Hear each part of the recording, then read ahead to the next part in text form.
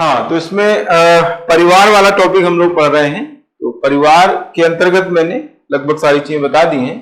परिवार के प्रकार हम लोग पढ़ रहे थे ना, परिवार के अलग अलग आधारों पर मैंने प्रकार बताए हैं और 3 प्रकार जो है वो ज्यादा इंपॉर्टेंट है, वो सदस्य संख्या के आधार पर है ना। परिवार की सदस्य संख्या के आधार पर 3 प्रकार ज्यादा महत्वपूर्ण है। उसमें एक है मूल परिवार, ये नाभिकीय परिवार उसको बोलते हैं, न्यूक्लियर फैमिली, ये हम पढ़ चुके हैं, इसके बारे में डिटेल मैंने बता दिया है। दूसरा है संयुक्त परिवार, ज्वाइंट फैमिली, और तीसरा है विस्तृत परिवार, एक्सटेंडेड फैमिली। तो इनमें तीनों में अगर हम देखें तो सबसे ज्यादा इंपॉर्टेंट है संयुक्त परिवार, ज्वाइंट फैमिली। और आपके सिलेबस में हिंदी में उसको लिखा है कुटुंब, पहले लिखा है कुटुंब फिर लिखा है परिवार। तो अगर कुटुंब को इंग्लिश में देखेंगे तो उसमें ज्वाइंट फैमिली लिखा हुआ है। जब स्टार्टिंग में सिलेबस आया था तो बच्चों को समझ में नहीं आ रहा था कि कुटुंब क्या मतलब, क्योंकि बच्चों की जो हिंदी मीडियम वाले बच्चों की आदत है वो इंग्लिश नहीं देखते हैं। और मेरी क्या है कि मैं हिंदी इंग्लिश दोनों में देखता हूँ, सिलेबस हिंदी में भी देखता हूँ, इंग्लिश में भी देखता हूँ, तो बहुत सारे अंतर दिखते हैं। तो मैंने पूरा इंग्लिश में भी देखा, तो कुटुंब को उसने लिखा है ज्वाइंट फैमिली। हालांकि कुटुंब और परिवार लगभग सेम ही होता है ना, लेकिन इंग्लिश में जो है अलग है, ज्वाइंट फैमिली फिर फैमिली लिखा हुआ है इंग्लिश में, ठीक है। तो ज्वाइंट फैमिली के बारे में हम आज पढ़ने वाले हैं। ये तीनों प्रकारों में सबसे ज्यादा महत्वपूर्ण है, मूल परिवार, ये नाभिकीय परिवार, दूसरा संयुक्त परिवार, तीसरे विस्तृत परिवार। पिछले बार परिवार के प्रकार या परिवार के कार्य पूछे गए थे, मैंने बताया हुआ है, हमने पढ़ा है ये टॉपिक, परिवार के कार्य या प्रकार। तो ये क्वेश्चन पिछले बार लॉन्ग क्वेश्चन में पूछ लिया गया है परिवार का। और जब मैंने पहली बार ये सब्जेक्ट कराया था, सिलेबस जब चेंज हुआ था, तो मैंने फर्स्ट टाइम जब सोशियोलॉजी कराया था तो उसमें बता दिया था कि परिवार से लॉन्ग क्वेश्चन तो आना ही आना है, क्योंकि परिवार एक बड़ा टॉपिक है। अब पिछली बार जैसे परिवार का एक क्वेश्चन आ गया लॉन्ग क्वेश्चन, उसमें प्रकार पूछ लिए गए हैं, प्रकार या कार्य पूछ लिए गए हैं। अब इस बार यहां से संयुक्त परिवार के पूछे जाने की संभावना ज्यादा है। अभी जो 2025 में एग्जाम होने वाला है मेंस का, जून में है, तो उसमें जो क्वेश्चन लॉन्ग क्वेश्चन में आने की संभावना है वो संयुक्त परिवार से आने की संभावना ज्यादा है। संयुक्त परिवार में क्या इंपॉर्टेंट है, तो संयुक्त परिवार के विघटन के कारण ज्यादा इंपॉर्टेंट है। जब पहले एज ए सब्जेक्ट पढ़ते थे सोशियोलॉजी को, एंथ्रोपोलॉजी और सोशियोलॉजी दोनों में ये परिवार विवाह के टॉपिक हुआ करते थे। विवाह, परिवार और नातेदारी, ये 3 टॉपिक जो है रिलेटेड टॉपिक है। तीनों टॉपिक जो है ये सोशियोलॉजी में भी हुआ करते थे और एंथ्रोपोलॉजी में भी हुआ करते थे। तो इन टॉपिक से क्वेश्चन ज्यादातर, परिवार से ज्यादातर क्वेश्चन संयुक्त परिवार से आया करते थे, और संयुक्त परिवार में विघटन के कारण ज्यादातर एग्जाम में पूछे गए। तो अभी इस बार के मेंस एग्जाम में संयुक्त परिवार के विघटन के कारण ज्यादा पूछे जाने की संभावना है। ये है, देखो, संयुक्त परिवार के विघटन या परिवर्तन के कारण सबसे इंपॉर्टेंट है इस बार के लिए। अगर इस बार नहीं आया ये, तो अगला जो एग्जाम होगा यानी 2026 का जो मेंस होगा उसमें फिर पक्का हो जाएगा ये क्वेश्चन। इस बार वैसे आना चाहिए, अगर नहीं आया किसी कारणवश तो अगली एग्जाम में, मेंस एग्जाम में इसका क्वेश्चन आना चाहिए, आएगा, ठीक है। संयुक्त परिवार में क्या क्या हमें पढ़ना है उसका यहाँ पर फॉर्मेट मैंने बताया हुआ है। इसमें इंट्रोडक्शन, अर्थ जो कॉमन ही होता है, फिर इसके लक्षण या विशेषताएं, फिर इसके कार्य या लाभ या महत्व, दोष या समस्याएं, फिर संयुक्त परिवार के विघटन के कारण या परिवर्तन के कारण, संयुक्त परिवार की आधुनिक प्रवृत्तियां और इसके निष्कर्ष। तो इतनी चीजें हमें संयुक्त परिवार के अंतर्गत पढ़ना है, ठीक है। देखिए, संयुक्त परिवार जो है भारतीय सामाजिक व्यवस्था की एक मुख्य विशेषता के रूप में विद्यमान ना। संयुक्त परिवार की जो व्यवस्था है भारतीय सामाजिक व्यवस्था की एक प्रमुख विशेषता के रूप में प्राचीन काल से लेकर अभी तक ये विद्यमान है और ये कहीं न कहीं समाज में प्रत्येक व्यक्ति के समाज के जो प्रति कर्तव्य है, उसके परिवार के प्रति जो कर्तव्य है, उसकी समष्टवादी जो प्रवृत्ति है, इसको कहीं न कहीं इंगित करता है संयुक्त परिवार। क्योंकि संयुक्त परिवार के माध्यम से जो है एक व्यक्ति की जिम्मेदारी रहती है, परिवार के प्रति अपनी जिम्मेदारी रहती है और इसमें सभी परिवार के सदस्य में एकता का भाव रहता है, सभी एक साथ रहते हुए जो है अपने दायित्वों का निर्वहन करते हैं। ठीक है, तो कहीं न कहीं संयुक्त परिवार जो है ये एक व्यक्ति की, हमारे समाज, हमारे परिवार के प्रति एक जिम्मेदारी का प्रतीक है और समष्टवादी का प्रतीक है। समष्टवादी का मतलब होता है कि सभी को साथ लेकर चलने की प्रवृत्ति, है ना, सभी के हित को ध्यान में रखने की प्रवृत्ति। मैंने आप लोगों को मूल परिवार के अंतर्गत एक वर्ड बताया था, व्यक्तिवादी प्रवृत्ति। दो तरह की प्रवृत्तियां होती हैं, एक होती है समष्टवादी प्रवृत्ति और एक होती है व्यक्तिवादी प्रवृत्ति। तो समष्टवादी प्रवृत्ति का मतलब होता है कि परिवार के सभी सदस्यों को साथ में लेके चलना, सभी के हितों का ध्यान रखना, है ना, हम की भावना पाई जाए। यानी हम की भावना मतलब समष्टवादी, मैं की भावना मतलब व्यक्तिवादी, है ना। व्यक्ति सोचता है कि मैं हूं, बस मैं हूं तो कोई नहीं, है ना, लेकिन इसमें वो सोचता है कि हम और मैं में यही अंतर है ना। समष्टवादी मतलब हम और व्यक्तिवादी मतलब मैं, ना। इसे कहते हैं ना कि बकरी मैं करती है तो काटी जाती है ना। तो मैं का भाव ना होकर किसका होना चाहिए, हम का भाव होना चाहिए, है ना। हम का भाव मतलब सभी को साथ में लेके चलना, सभी के हितों को ध्यान में रखना। ये कहीं न कहीं संयुक्त परिवार का एक महत्वपूर्ण तत्व है और इसीलिए संयुक्त परिवार जो है ज़्यादा अच्छे माने जाते हैं। लेकिन आज कुछ समस्याओं की वजह से, जैसे औद्योगिकरण है, नगरीकरण है, भौतिकवादी प्रवृत्ति है, उपभोक्तावादी संस्कृति है, इन कारणों से जो है आज संयुक्त परिवार विघटित हो रहे हैं और मूल परिवार बनते जा रहे हैं। मूल परिवार का बोलबाला है आज, है ना। कई कारण है उसके, हम आगे पढ़ेंगे क्यों ऐसा हो रहा है। तो ये आपको इंट्रोडक्शन में लिखना है, संयुक्त परिवार का इंट्रोडक्शन आपको अगर लिखना रहे। और इंट्रोडक्शन कब लिखना पड़ेगा आपको, जब आपको लॉन्ग क्वेश्चन पूछा जाता है तब, है ना। अगर 7 मार्क्स में संयुक्त परिवार का क्वेश्चन आता है तो फिर उसमें आपको इस तरह का इंट्रोडक्शन नहीं लिखना है। जैसे उसने पूछ लिया कि संयुक्त परिवार के लक्षण लिखिए 7 मार्क्स में, संयुक्त परिवार के कार्य बताइए या संयुक्त परिवार का महत्व स्पष्ट कीजिए, तो फिर आपको संयुक्त परिवार का अर्थ लिखना है उसके इंट्रोडक्शन में। अलग से इंट्रोडक्शन आपको लिखने की 7 मार्क्स में जरूरत नहीं पड़ती है। ठीक है, हाँ, इसमें मैं थोड़ा सा बता दूं कि क्या क्या कहां से क्वेश्चन बन सकते हैं। देखिए, पर्टिकुलर अर्थ अगर आपको पूछेगा तो 2 मार्क्स में पूछेगा। लक्षण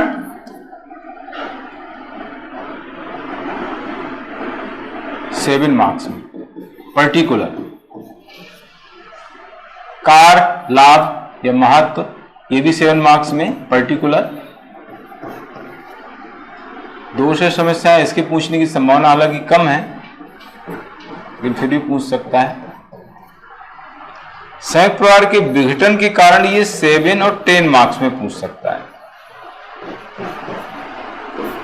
ये भी 7 मार्क्स में, 7 या 10 मार्क्स में भी पूछ सकता है।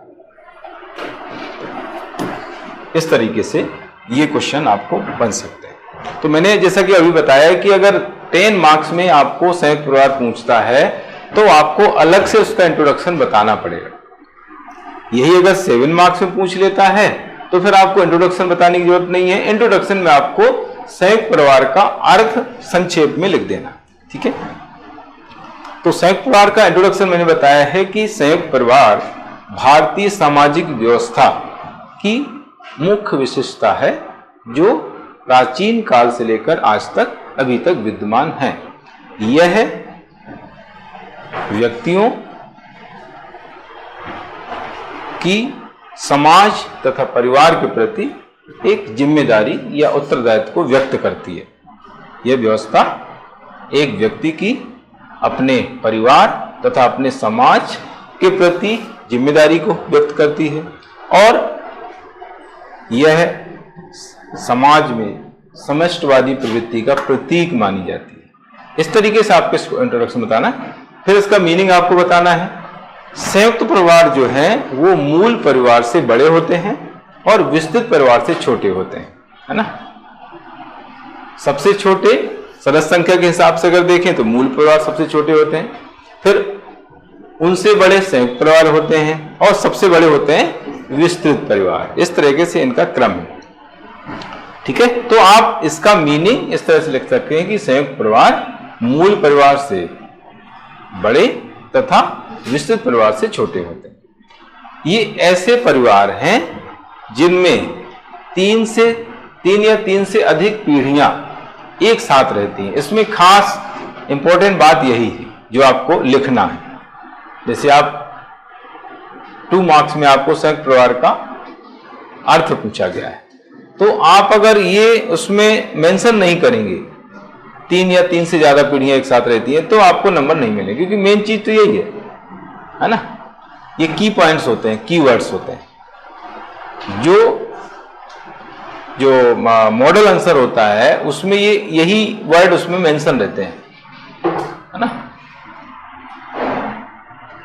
जो पेपर होता है उस पेपर का मॉडल आंसर बनता है ना। जिसने पेपर बनाया है वो जो है मॉडल आंसर बनाता है। तो मॉडल आंसर में जो है इस तरह के की पॉइंट्स, की वर्ड्स उसमें मेंशन रहते हैं और उसी के आधार पर कॉपी चेक की जाती है। हालांकि जो कॉपी चेक करने वाले हैं वो ये भी बताते हैं कि जो मॉडल आंसर होता है वो तो हमें पास रहता है, इसके अलावा हमें और भी चीजें देखना पड़ती हैं। हमें कॉपी चेक करने से पहले उसमें मेहनत करना पड़ती है, क्योंकि मॉडल आंसर की बेस पर जो है चेक अगर करेंगे तो वो प्रॉपर चेकिंग नहीं होगी, क्योंकि उसमें सारी चीजें तो मेंशन रहती नहीं है। हमें अदर चीजें भी देखना पड़ती हैं क्वेश्चन से संबंधित, तो हमें जो है और ज्यादा मेहनत करना पड़ती है। हम पूरा उसको अच्छे ढंग से तैयार करते हैं, उसकी आंसर, उसकी फैक्ट वगैरह, फिर हम कॉपी चेक करते हैं। तो केवल मॉडल आंसर की बेस पर कॉपी चेक नहीं होती है, उसमें बहुत सारी चीजें और भी ध्यान रखनी होती है।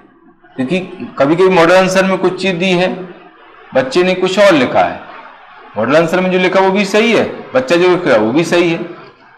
तो ऐसी स्थिति में गलत अगर कर देते हैं तो कॉपी चेकिंग सही नहीं होगी। और 3 लोग चेक करते हैं। कॉपी चेकिंग 3 स्तर से गुजरती है। सबसे पहले चेक करेगा, फिर सेकेंड बार चेक होती है, फिर लास्ट में हेड वैल्यूअर होता है वो भी देखता है। इस तरह से कॉपी चेकिंग का रहता है ना। तो मैंने जैसे बताया कि ये 3 या 3 से अधिक पीढ़ी वाला जो पॉइंट है ये आपको उसमें लिखना जरूरी है ना। तो संयुक्त परिवार ऐसे परिवार हैं जिनमें 3 या 3 से अधिक पीढ़ियों के सदस्य एक साथ रहते हैं, एक ही छत के नीचे रहते हैं, है ना। एक रसोई से बना भोजन करते हैं, उनकी सामूहिक संपत्ति होती है और एक साथ जो है धार्मिक कार्यकलापों में हिस्सा लेते हैं। तो ये सारी चीजें उसमें आपको मेंशन करनी है। अगर इनमें से कोई चीज मिसिंग है तो आपका नंबर कट जाएगा, आधा नंबर 1 नंबर कट जाएगा, ठीक है। इनमें से कुछ भी आपने नहीं लिखा है तो 1 नंबर भी नहीं मिलेगा, आधा नंबर भी नहीं मिलेगा, है ना। तो इस तरीके से इसकी परिभाषा या अर्थ लिखना है। तो संयुक्त परिवार वे परिवार होते हैं जिनमें 3 या 3 से अधिक पीढ़ियों के सदस्य एक साथ रहते हैं, एक ही घर में, एक ही छत के नीचे रहते हैं। उनकी सामूहिक संपत्ति होती है, वे एक ही रसोई से बना भोजन करते हैं और सामूहिक पूजा में भाग लेते हैं तथा पारस्परिक किसी न किसी नातेदारी व्यवस्था से संबंधित होते हैं। यानी उनके बीच कोई न कोई रिलेशन होता है, और रिलेशन भी क्लोज रिलेशन होता है, ऐसा नहीं कि बहुत दूर का रिलेशन, है ना। जैसे कहते हैं दूर का रिश्तेदार, तो दूर का रिश्तेदार वो विस्तृत परिवार में आता है। इसमें निकट रिलेशन होता है, निकट संबंधी ऐसा हम कह सकते हैं, है ना। संयुक्त परिवार में जो संबंधी होते हैं निकट होते हैं, क्योंकि 3 या 3 से अधिक पीढ़ी, बहुत ज्यादा पीढ़ी अगर हो जाती है तो फिर विस्तृत परिवार बन जाता है ना। तो इसमें उनके बीच जो नाता होता है, रिश्ता होता है, वो काफी करीब होता है, निकट का होता है। ठीक है। तो ये सारी चीजें जो है आपको अर्थ में लिखना है और इन्हीं से हम जो है लक्षण के पॉइंट निकाल लेंगे। लक्षण के पॉइंट यहीं से आपको मिल जाएंगे, है ना। 3-4 पॉइंट तो देखो यही हो गए। 3 या 3 से अधिक पीढ़ियों के सदस्य, समान निवास होता है उनका, एक ही निवास होता है, सामूहिक संपत्ति होनी, मतलब संपत्ति सबकी एक साथ होती, सभी की उसमें हिस्सेदारी होती है, हो गया। फिर रसोई घर एक होता है, समान रसोई घर होता है, सामूहिक पूजा में भाग लेते हैं और उनके बीच जो है संबंध होता है, रक्त संबंध, विवाह संबंध होता है ना। तो इस तरीके से 4-5 पॉइंट तो देखो यही विशेषताओं के हो गए, लक्षण के पॉइंट 5 पॉइंट हो गए और 2-3 पॉइंट और इसमें ऐड कर देंगे तो हो जाएंगे 8-10 पॉइंट, है ना। तो बहुत सारे जो टॉपिक रहते हैं उनमें हम अर्थ से ही जो है लक्षण के पॉइंट निकाल लेते हैं। मैंने पहले भी बताया, अभी आगे भी हम पढ़ेंगे। अर्थ से लक्षण के पॉइंट हमें मिल जाते हैं। लक्षण जो हमने लिखे हैं उनके सकारात्मक प्रभाव जो होते हैं उनसे हम गुण के पॉइंट निकाल लेते हैं, उनके जो नेगेटिव पॉइंट होते हैं उनसे हम दोष निकाल लेते हैं। हमें अंतर लिखना है तो दोनों के लक्षण के पॉइंट मिला देंगे तो हमें अंतर मिल जाएगा। जैसे हमने मूल परिवार के लक्षण पढ़े हैं, मूल परिवार के लक्षण पढ़ लिए, संयुक्त परिवार के लक्षण पढ़ लिए।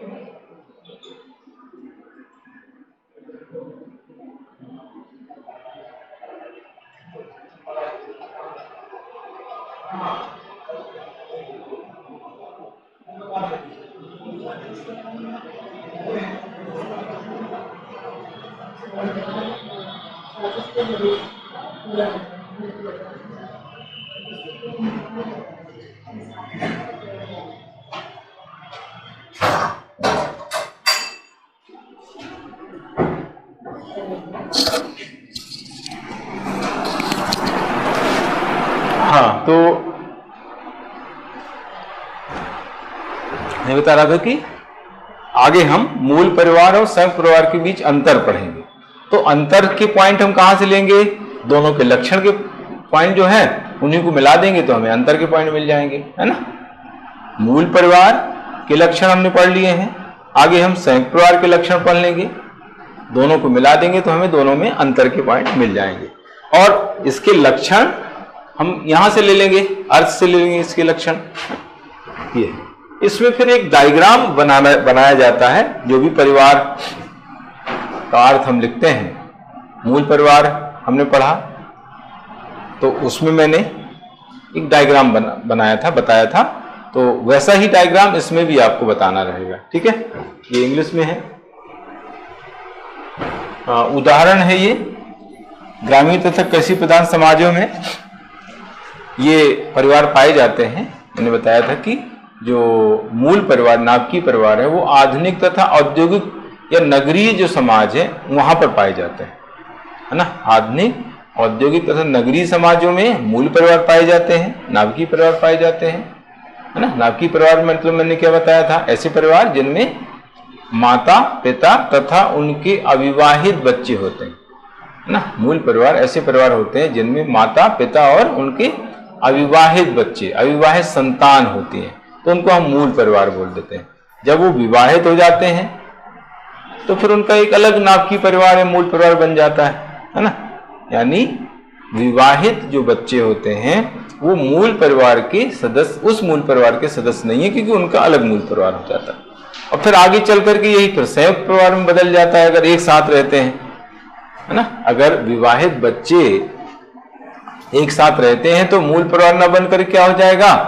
वो हो जाएगा संयुक्त परिवार हो जाएगा, अगर वो अलग हो गए तो उनका एक अलग लाभकी परिवार हो गया। ठीक है, तो ये है कृषि तथा ग्रामीण प्रधान समाज, ग्रामीण तथा कृषि प्रधान समाज। जेडी मेन एक अर्थशास्त्री समाजशास्त्री हुए हैं।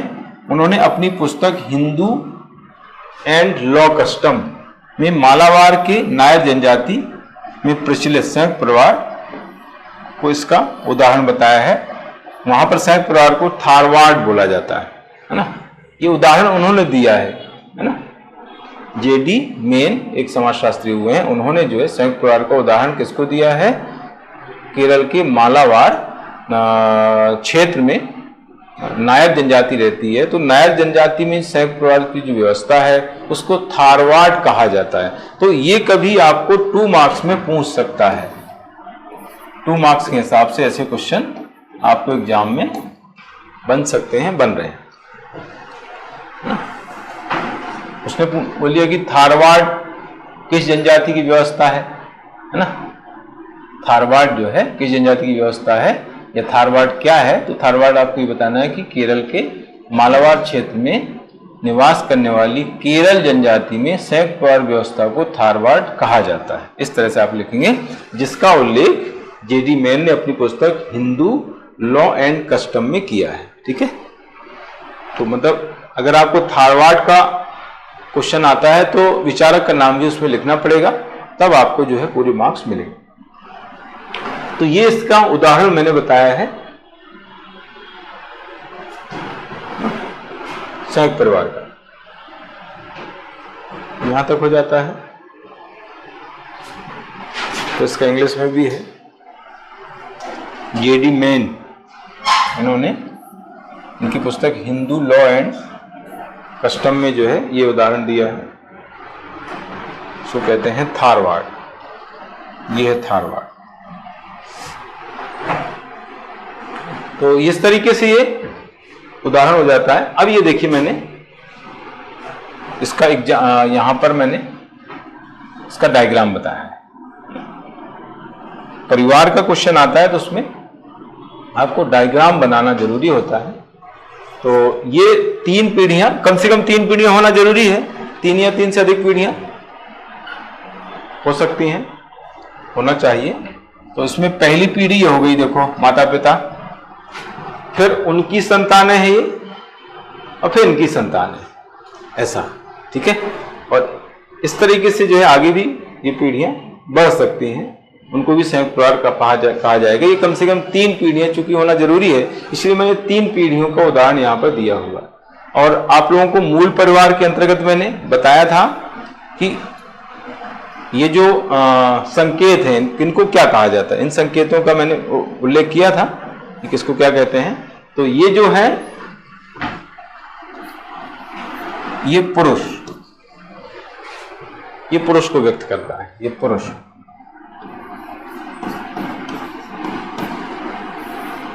ये महिला,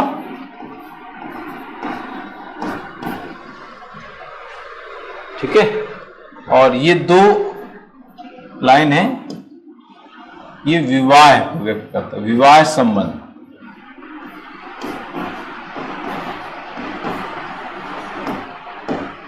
है ना, विवाह संबंध को व्यक्त करता है। और ये जो लाइन है ये है संबंध, या इसको हम कह सकते हैं रक्त संबंध।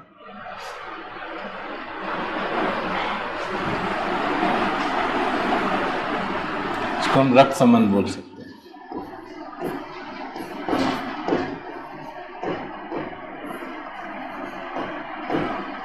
ऐसा है ना। ये संकेत यहां पर मैंने बताए हैं। तो ये इस तरीके से संयुक्त परिवार का उदाहरण है। अगर हम मूल परिवार के संबंध में देखें तो मैंने वहां पर बताया हुआ है। वैसे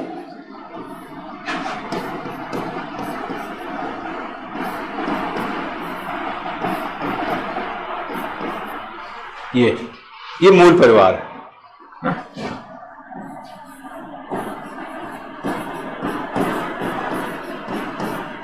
ये मूल परिवार का डायग्राम, मतलब एक दंपत्ति है, उनकी 3 संतानें हैं। 3 संतानें मतलब कौन सी हैं? 2 लड़के हैं और 1 लड़की है। ये 2 लड़के हो गए, 1 लड़की है ना, इस तरीके से। तो ऐसे भी कभी क्वेश्चन आ सकते हैं। इसमें पूछ लिया कि भाई एक मूल परिवार है, एक दंपत्ति है, उसकी 3 संतान है, उसमें 2 लड़के हैं और 1 लड़की है, उसका डायग्राम बनाओ। उसका आपको डायग्राम बनाने को पूछ सकता है ना। एक ऐसे मूल परिवार का डायग्राम बनाओ जिसमें दंपत्ति की 3 संतान है, उसमें 2 लड़के हैं और 1 लड़की है ना। तो आपको ऐसे बनाना पड़ेगा। या संयुक्त परिवार का कोई डायग्राम बनाने को कह सकता है ना। तो ये है, देखो ये अविवाहित है। अगर ये विवाहित हो गए तो आगे चल करके फिर ये संयुक्त परिवार बन जाएगा, या ये अलग हो गया तो मूल परिवार इनका अलग से अलग मूल परिवार बन जाएगा। ठीक है, तो इसके आगे देखो ये यहां तक है, ये इधर तक, इसके और आगे हम जाएंगे तो संयुक्त परिवार हो गया है ना। ये जो है इनके माता पिता हैं और ये इनके दादा दादी हो गए है ना। ठीक है, अगर इसको हम चेंज कर दें, ये एक्चुअली पितृसत्तात्मक परिवार की व्यवस्था है, ये पितृसत्तात्मक है। अगर हम इसको मातृसत्तात्मक बदल दें तो ऐसे हो जाएगा, देखो ऐसे, ये मातृसत्तात्मक है ना, क्योंकि इस मातृसत्तात्मक में माता ज्यादा पावरफुल होती है, स्त्री ज्यादा पावरफुल होती है, तो ये मातृसत्तात्मक के अंतर्गत आ जाएगा।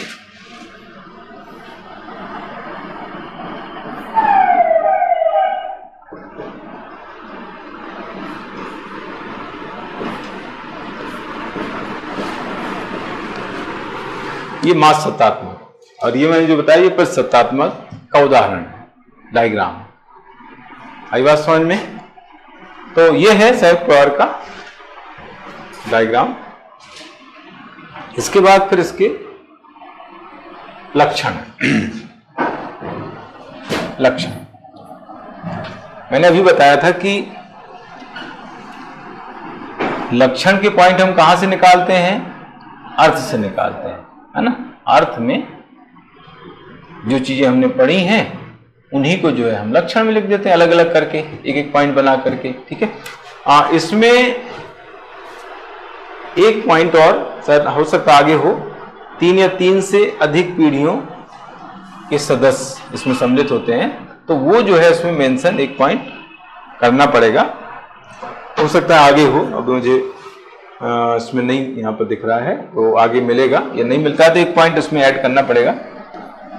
इसमें पहले का सामान्य निवास ना, जो परिवार के जो सदस्य होते हैं, संयुक्त परिवार के जो सभी सदस्य होते हैं वो एक ही घर में रहते हैं, एक छत के नीचे रहते हैं, है ना।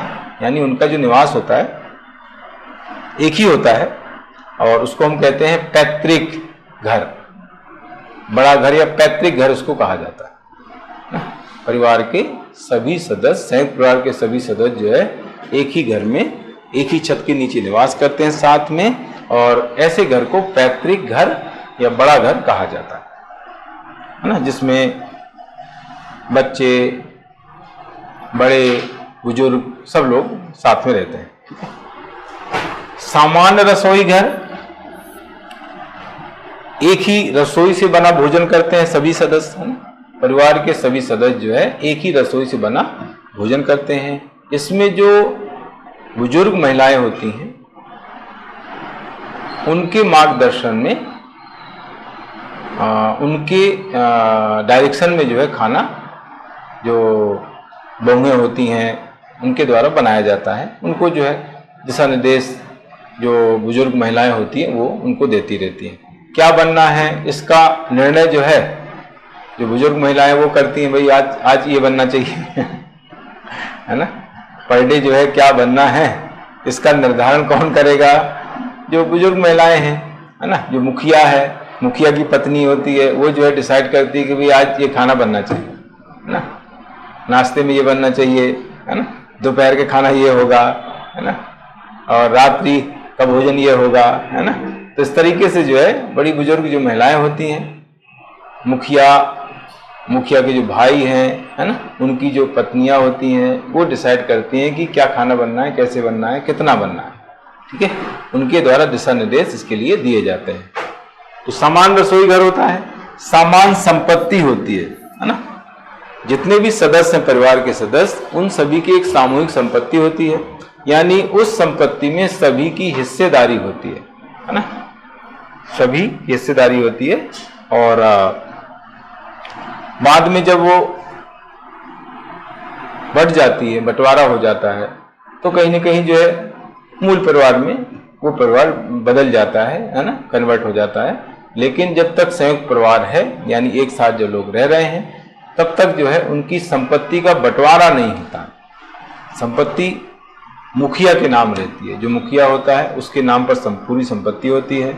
और सामूहिक कोष होता है परिवार का, सभी परिवार के सदस्य जो होते हैं वो जो भी उनकी आय होती है, इनकम होती है, उसको जो है एक साथ एक जगह जमा करते जाते हैं, और वहीं से जो है खर्च भी होता है। एक तरीके से संचित निधि जैसा हो गया, है ना, सरकार की संचित निधि है। सरकार की जो संचित निधि होती है उसमें सारा सरकार का जो सरकार की जो इनकम है जमा होती जाती है, वहीं से निकाल के फिर खर्च किया जाता है। तो मुखिया के देख रेख में सारी इनकम जो है एक साथ जमा होती जाती है, और मुखिया की देख रेख में पूरी वो खर्च होती है। इस तरीके से सामूहिक संपत्ति है, समान संपत्ति। सामान पूजा या धार्मिक कर्तव्य, है ना, जो भी धार्मिक कार्यकलाप होते हैं उनमें सभी लोग एक साथ हिस्सा लेते हैं। एक्चुअली परिवार के एक इष्ट देव होते हैं, पूरे परिवार के एक इष्ट देव या एक कुल देवी होती है ना, और सभी सदस्य जो है उस इष्ट देवता या कुल देवी की पूजा करते हैं। तो कुछ ऐसे अवसर आते हैं, धार्मिक कार्यकलाप जब होते हैं, तो उन धार्मिक कार्यकलापों में परिवार के सभी सदस्य हिस्सा लेते हैं, है ना, और कुल देवी या इष्ट देवता की पूजा उस समय की जाती है सभी सदस्यों द्वारा। तो ये है सामान पूजा या धार्मिक कर्तव्य, यानी जो भी धार्मिक कर्तव्य होते हैं उन सभी में हिस्सा लेते हैं। रक्त तथा विवाह संबंधी, परिवार के सभी सदस्य जो है रक्त संबंधी और विवाह संबंधी होते हैं, है ना। परिवार में दो प्रकार के संबंध पाए जाते हैं, विवाह संबंध भी होते हैं, रक्त संबंध भी होते हैं। विवाह संबंध किसके बीच होते हैं? पति पत्नी के बीच।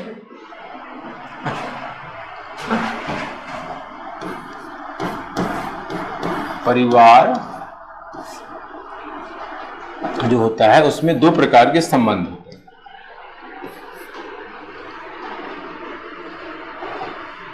विवाह संबंध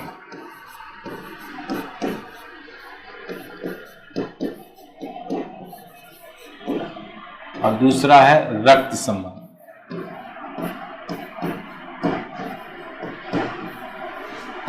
विवाह संबंध किनके बीच है? पति पत्नी के बीच, पति तथा पत्नी के बीच। रक्त संबंध किनके बीच है? माता पिता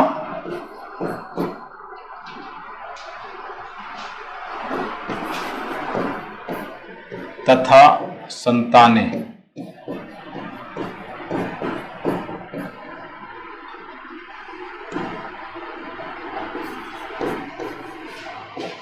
भाई बहन,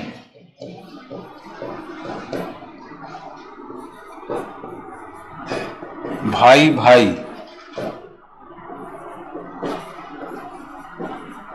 बहन बहन, ये है ना। इस तरीके से परिवार के बीच जो परिवार के जो सदस्य उनमें दो तरह के संबंध पाए जाते हैं, रक्त संबंध और विवाह संबंध। विवाह संबंध जो होते हैं वो पति पत्नी के बीच होते हैं, और रक्त संबंध जो होते हैं वो माता पिता और उनकी संतानों के बीच, भाई भाई, बहन बहन और भाई बहन, इनके बीच जो है रक्त संबंध पाए जाते हैं। तो ये है इस तरीके से परिवार के संबंध में लक्षण के अंतर्गत एक पॉइंट। इसके बाद बड़ा आकार। परिवार, संयुक्त परिवार जो होता है वो बड़ा होता है। बड़ा क्यों होता है? अब देखो यहाँ पर वो चीज आ गई जो मैंने पहले बताई थी।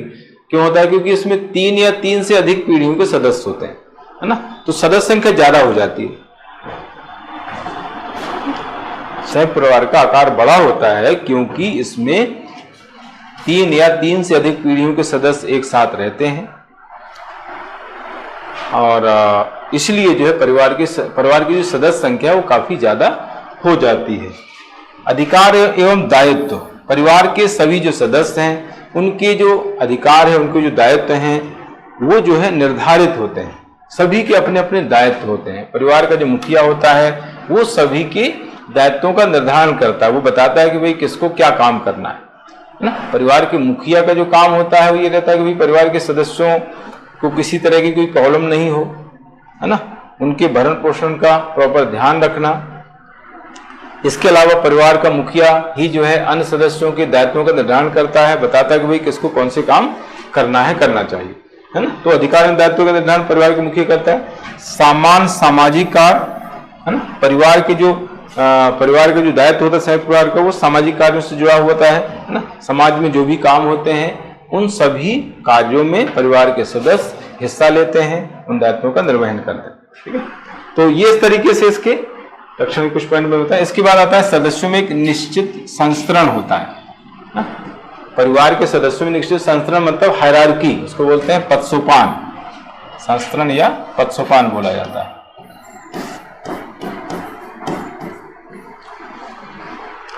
परिवार के जो सदस्य होते हैं उसमें एक पदसोपान होता है, एक संस्तरण होता है, यानी इसमें ये रहता है कि सबसे ऊपर कौन होगा, सबसे ऊपर होता है परिवार का मुखिया ना। परिवार का मुखिया सबसे ऊपर होता है, फिर परिवार के जो मुखिया के जो भाई होते हैं वो, फिर उनकी पत्नियां होती हैं, फिर उनके बड़ा बेटा होता है ना, फिर उससे छोटा बेटा, फिर पुत्रियां लड़कियां होती हैं। ये संयुक्त परिवार जो व्यवस्था है उसकी व्यवस्था में बता रहा हूं।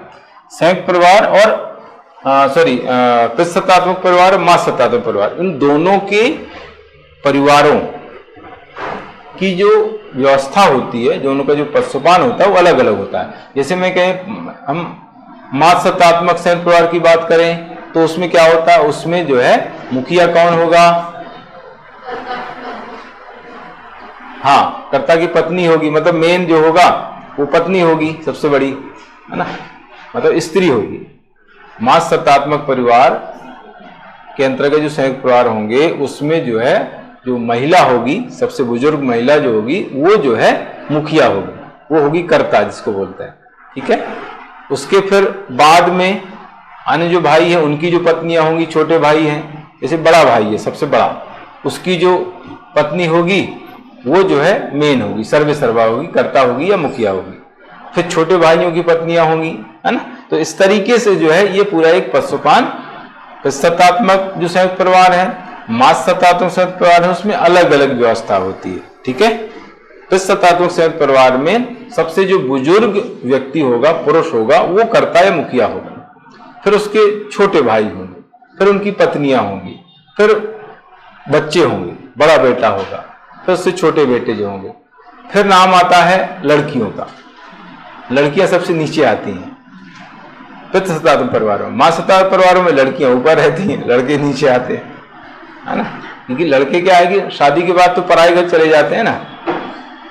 मातृसत्तात्मक परिवारों में लड़कियां अपने घर में रहती हैं और लड़के जो है चले जाते हैं अपनी पत्नी के यहाँ।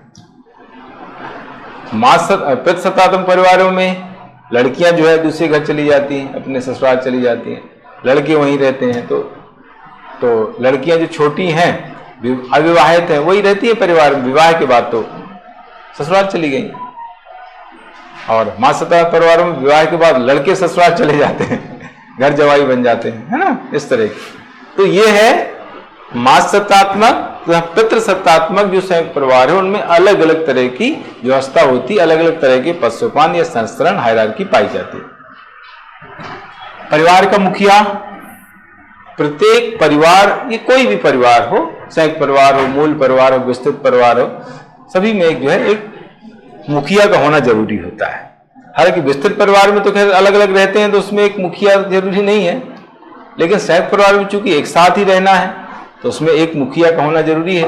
अगर मुखिया नहीं होगा तो फिर व्यवस्था ही नहीं सही ढंग से चलेगी, झगड़े चलते रहेंगे ना।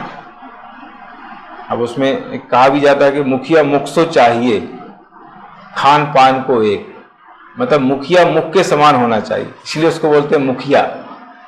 मुखिया को मुखिया क्यों बोलते हैं? क्योंकि मुख के समान उसको होना चाहिए। मुख के समान मतलब मुंह जो होता है वो भेदभाव नहीं करता है ना, सभी अंगों के साथ, है ना। खाना मुख से ही जाता है और वो सभी अंगों के लिए जो है वो खाना होता है। ऐसा तो है नहीं कि मुख जो है एक अंग के लिए ज्यादा खाए, दूसरे के लिए नहीं, कम खाए, है ना। तो मुखिया को मुखिया क्यों कहते हैं? क्योंकि मुखिया जो होता है वो मुख के समान होता है ना। मुखिया मुख को चाहिए खान पान को एक, इस तरह से कहावत चलती है। तो मुखिया को मुख के समान होना चाहिए, यानी मुखिया को किसी प्रकार का भेदभाव नहीं करना चाहिए, सभी सदस्यों का ध्यान रखना चाहिए, है ना। परिवार के जितने भी सदस्य हैं उन सभी सदस्यों के साथ एक समान व्यवहार उसको करना चाहिए, किसी प्रकार का भेदभाव नहीं करना चाहिए। तो इस तरह से मुखिया के दायित्व होना चाहिए। तो हर संयुक्त परिवार में एक मुखिया होता है जो सभी सदस्यों के हितों का ध्यान रखता है, उनका सही ढंग से भरण पोषण करता है, उनके साथ किसी प्रकार का कोई भेदभाव नहीं करता। सहयोगी व्यवस्था, इसी को हम कहते हैं समष्टवादी प्रवृत्ति। समष्टिवादी प्रवृत्ति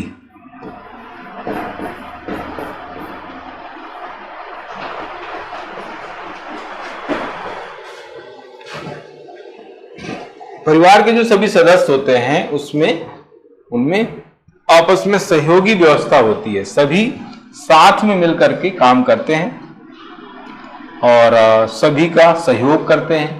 किसी को अगर परिवार के सदस्य में किसी को कोई प्रॉब्लम हो जाती है तो सब मिलकर के जो है उसकी हेल्प करने का काम करते हैं। इसको बोलते हैं सहयोगी व्यवस्था, जिसमें साथ साथ रहते हुए एक दूसरे को सहयोग प्रदान करने का काम करते हैं।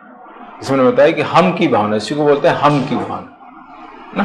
समष्टिवादी प्रवृत्ति मतलब केवल अपने हित के बारे में नहीं सोचना, सभी के हित के बारे में सोचना, सभी के लिए काम करना, है ना। कृषि तथा ग्रामीण समाजों में प्रचलित, जैसे मैंने उदाहरण में दिया बताया था कि संयुक्त परिवार की व्यवस्था है वो ज्यादातर ग्रामीण समाजों में, कृषि प्रधान जो समाज है वहां पर इसका प्रचलन है। और वहां पर प्रचलित होने के पीछे वजह यही है कि जो कृषि कार्य होता है उसमें ज्यादा लोगों की जरूरत पड़ती है ना। मतलब खेती जो होती है वो एक व्यक्ति नहीं कर सकता है। जैसे सिटी में नौकरी कर रहा है तो नौकरी करने के लिए किसी दूसरी की जरूरत ही नहीं, तो खुद ही कर लेगा। लेकिन खेती एक व्यक्ति के बस की बात नहीं है, उसमें और लोगों के सपोर्ट की जरूरत पड़ती है, इसलिए वहां पर संयुक्त परिवार ज्यादातर पाए जाते हैं। हालांकि अब आजकल इतने झगड़े होते हैं, आपसी अनबन इतनी ज्यादा रहती है ग्रामीण क्षेत्रों में, हर जगह, कि ग्रामीण क्षेत्रों में भी संयुक्त परिवार आप आजकल देखने को नहीं मिलते हैं, बहुत रेयर है, क्योंकि बनती नहीं है एक दूसरे से।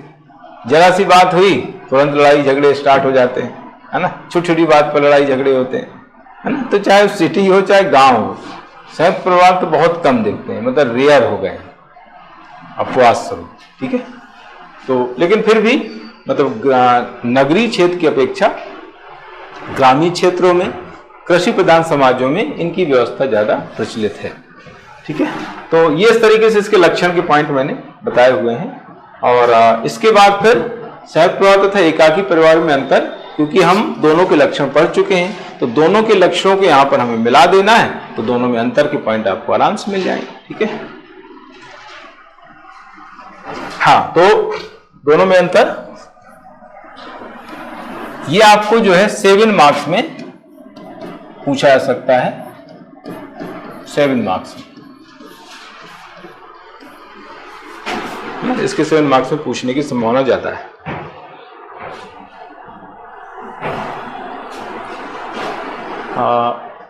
अंतर जो है एक टेबल बना करके हम लिखते हैं तो ज्यादा इफेक्टिव रहता है और कम वर्ड्स में हम ज्यादा मैटर दे सकते हैं, ठीक है। तो इसमें 4 कॉलम हम बना करके बताते हैं। एक तो क्रम का है, क्रमांक हो गया, एक आधार हो गया, और फिर 2 कॉलम उसी को हो जाते हैं जिनके बीच अंतर हम लिख रहे हैं, ठीक है। तो आधार में पहला पॉइंट है आधार का आकार, तो आकार को लेकर के अंतर क्लियर है। संयुक्त परिवार जो होता है वो बड़ा होता है, उसका आकार बड़ा होता है, मूल परिवार का आकार छोटा होता है। संयुक्त परिवार का आकार बड़ा होता है और मूल परिवार यानी एकाकी परिवार का जो आकार होता है छोटा होता है, सीमित होता है, क्योंकि उसमें माता पिता तथा उसकी अविवाहित संतानें निवास करती है मूल परिवार में। संयुक्त परिवार का आकार बड़ा क्यों होता है? क्योंकि इसमें 3 या 3 से अधिक पीढ़ियों के सदस्य एक साथ रहते हैं, इसलिए।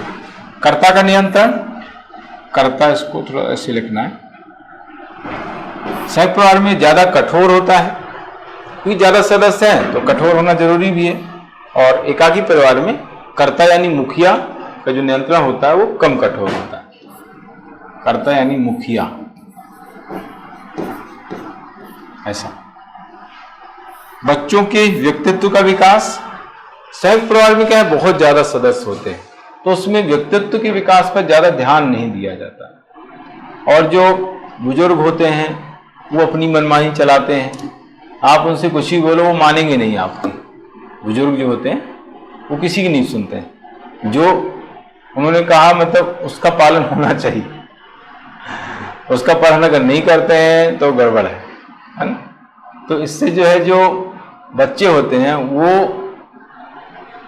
ज्यादा बोल नहीं पाते हैं, है ना। उनका जो व्यक्तित्व है वो निखर के नहीं आ पाता है, सामने नहीं आ पाता है, क्योंकि उनको बोलने नहीं दिया जाता है ना। तो व्यक्तित्व का विकास यहाँ पर कम हो पाता है, संयुक्त परिवारों में ध्यान नहीं दिया जाता। और यहाँ पर ध्यान दिया जाता है क्योंकि सदस्य संख्या कम होती है। प्रचलन, संयुक्त परिवारों का प्रचलन कहाँ पर है? कृषि प्रधान तथा ग्रामीण समाजों में है। और मूल परिवारों का प्रचलन कहाँ पर हम पढ़ चुके हैं? आधुनिक, औद्योगिक तथा नगरीय समाजों में प्रचलित। आधुनिक कॉमा आएगा यहाँ पर, औद्योगिक तथा नगरीय समाजों में मूल परिवार प्रचलित। इसका इंग्लिश भी दिया हुआ है।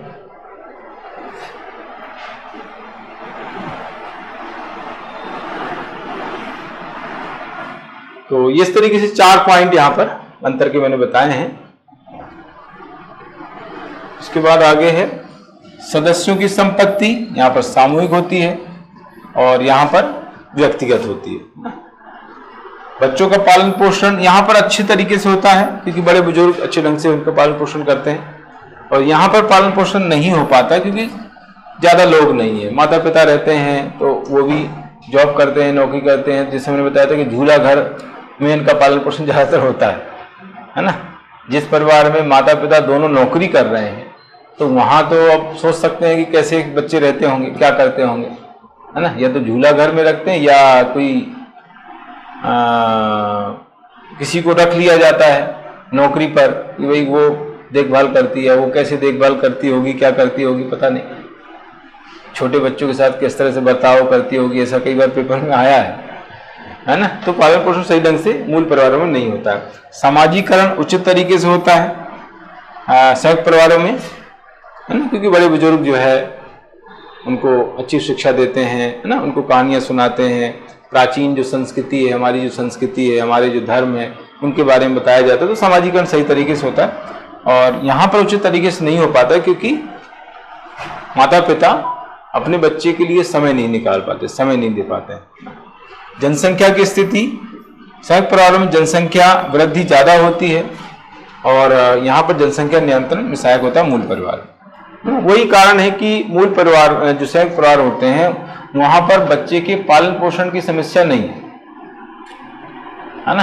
तो बच्चे पैदा करते जाते हैं, कोई टेंशन नहीं, भाई पालन पोषण तो करना नहीं है, बड़े बुजुर्ग देख संभाल लेंगे। माता पिता अकेले हैं तो वो 10 बार सोचेंगे यार एक बच्चा हो गया, अब दूसरा बच्चा पैदा करें कि नहीं करें, दूसरे के बाद तो फिर कोई गुंजाइश बचती नहीं है तीसरा बच्चा पैदा करने की। देखिए कौन पालेगा, उनके पास समय नहीं है ना। तो इसलिए जो है मूल परिवार जनसंख्या नियंत्रण में सहायक है, संयुक्त परिवार जो है जनसंख्या वृद्धि के लिए उत्तरदायी माने जाते हैं। तो इस तरीके से ये कुछ पॉइंट मैंने अंतर के बताए हैं दोनों में। तो इसका इंग्लिश भी है।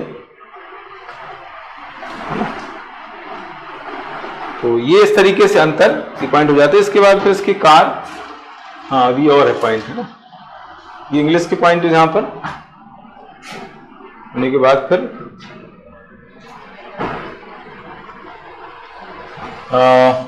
धन का व्यय, चूंकि ज्यादा संख्या होती है संयुक्त परिवारों में तो धन ज्यादा खर्च होता है, और मूल परिवारों में चूंकि सदस्य संख्या कम होती है तो खर्च कम होता है। पारिवारिक कलह, सदस्य संख्या ज्यादा होने से पारिवारिक कलह संयुक्त परिवार में ज्यादा होती है ना। ज्यादा सदस्य ज्यादा झगड़े, है ना। मूल परिवार में झगड़े कम होते हैं क्योंकि सदस्य संख्या कम पाई जाती है।